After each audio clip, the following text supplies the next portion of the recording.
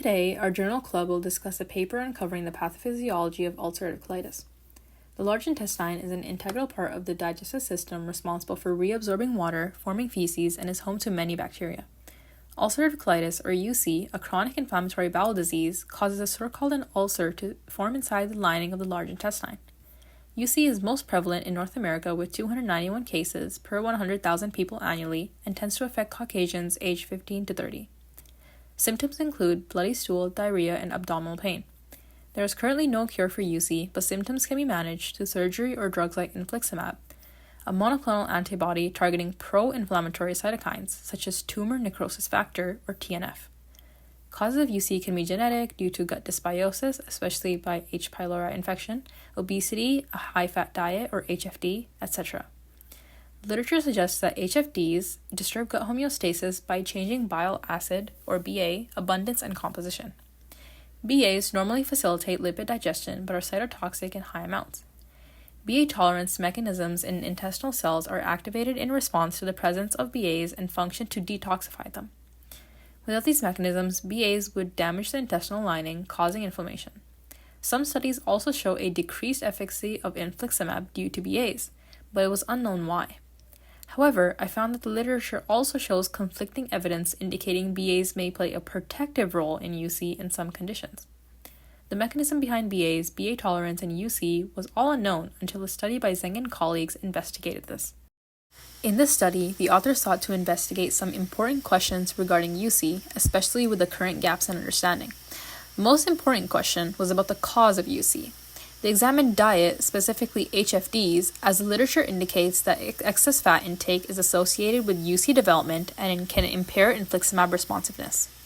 The literature also mentions that BAs can increase inflammation, and since UC is an inflammatory disease, they examined the interplay between bile acids and inflammatory factors like TNF in causing UC.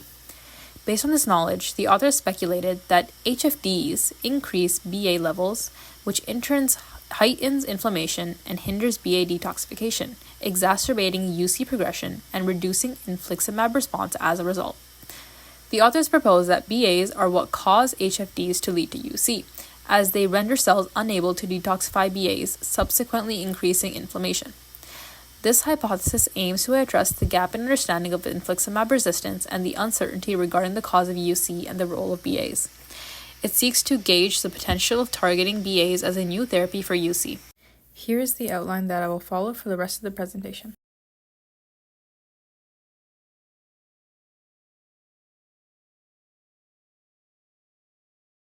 Before I go into results, I will cover some methods the authors used throughout the experiments. The study used mouse models treated with dextran sulfate sodium, or DSS, to induce UC, which damages intestinal walls. The mice were randomized into HFD and controlled diet groups. Before and after DSS treatment, they used histology scores to assess damage or inflammation. They also used organoids, which are miniature in vitro models of the intestine, and measured branching coefficients, which indicate cell viability as a measure of damage. RNA sequencing and RT-qPCR was used to examine gene expression changes. Flow cytometry was used to measure TNF levels, and gene inhibitors were used to detect inflammatory signaling pathways. First, the authors wanted to determine if BAs made UC worse, as there were conflicts in the literature about whether BAs play a harmful or protective role in UC. Here, NCD represents the normal chow control diet, and CA and CDCA represent the BA diet.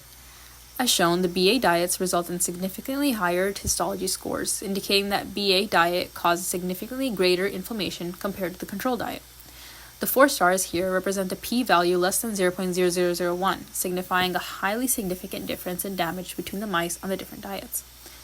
One critique I have about this method is that histology scores are a subjective measure and do not accurately quantify the amount of damage caused by BAs compared to control. Perhaps a future experiment could use a quantitative measure, such as a tunnel assay, to measure intestinal cell death. Alternatively, when they fed HFD mice with fexaramine or FEX, a compound that inhibits BA synthesis, this significantly alleviated intestinal damage in these mice, as seen by the lower histology score, compared to HFD mice not given FEX. Again, the low p-values indicate that this difference is statistically significant. Once they determined that BAs exacerbated UC, they investigated how it did this and its link to inflammation, which was yet unknown. They wanted to determine how and why BAs, which are naturally present in our bodies, became harmful, or in their words, pathogenic, in the HFD mice. So they ran RNA sequencing of cells from HFD mice and observed that TNF levels were especially high. Next, they used organoids to study the interaction between the most abundant cytokines and BA. The results show significantly reduced branching coefficients, or cell viabilities, of organoids injected with TNF and BAs compared to control organoids with TNF but no BAs.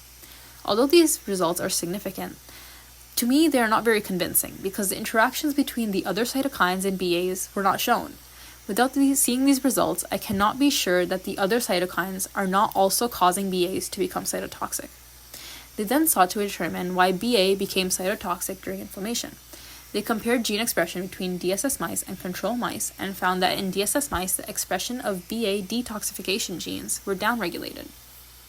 They looked further into the interaction between TNF, BA, and the downregulation of BA detox genes.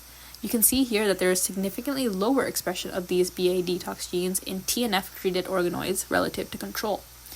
Accordingly, they found that when inhibiting molecules downstream of TNF, such as in the RIPK1 pathway, a pathway involved in TNF signaling, this significantly reduced BA toxicity and inflammation in organoids given both BAs and TNF. They used a protein called RIPA56 to inhibit the RIPK1 pathway, shown in blue. The branching coefficient, or cell viability, is similar to the control, or VEH, which is a placebo of RIPA. Finally, they examined what causes infliximab resistance in individuals with colitis. As you can see, HFD diet mice given infliximab had a significantly higher histology score, or inflammation, compared to control diet mice given infliximab. Furthermore, they conducted metabolomic assays of fecal samples and discovered that BA levels were significantly higher in feces of infliximab-resistant mice compared to infliximab-sensitive mice. There were a lot of unknowns regarding the cause of UC, especially the role that high-fat diets play. That was until the study by Zeng et al. Was conducted. Zeng and colleagues speculated that HFDs cause and exacerbate UC through BAs, as HFDs increase BA abundance, and high BA levels cause damage and inflammation of the intestine. They also speculated that since previous research shows that individuals with HFDs have a decreased sensitivity to infliximab, BAs are also involved in impairing infliximab responsiveness. This paper opened up new avenues of research on UC, as they not only found what causes UC, but also how it causes it. Their hypothesis was correct in that HFDs cause UC through BAs, as results showed that increasing BAs in mice led to significantly greater intestinal inflammation, and accordingly, by inhibiting BA synthesis using FEX, they rescued the mice from this damage. The authors also determined how BAs can worsen UC. Figure 2D shows that high BA levels increased TNF levels, which significantly downregulated BA detox genes in DSS mice compared to control. This means that if the BAs are not being eliminated due to suppressed BA detox genes, they accumulate and worsen inflammation by recruiting even more TNF, which further downregulates BA detox genes in an incessant feedback loop.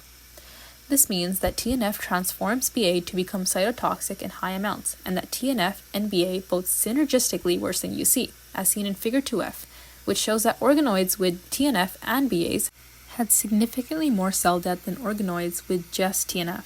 The authors also uncovered the signaling pathways between TNF and BA and found that inhibiting the RIPK1 pathway with RIPA56 significantly reversed damage in DSS mice, and the histology started to almost look similar to healthy control mice. These results propose RIPA56 as another potential treatment for UC. Finally, the results showing that mice non-responsive to infliximab have greater BA levels than mice that do respond aligns with the author's hypothesis that BA reduces infliximab response. I believe this occurs because high BA levels recruit TNF faster than infliximab can decrease TNF levels, causing an increase in resistance to infliximab over time as BAs and TNF continue to accumulate.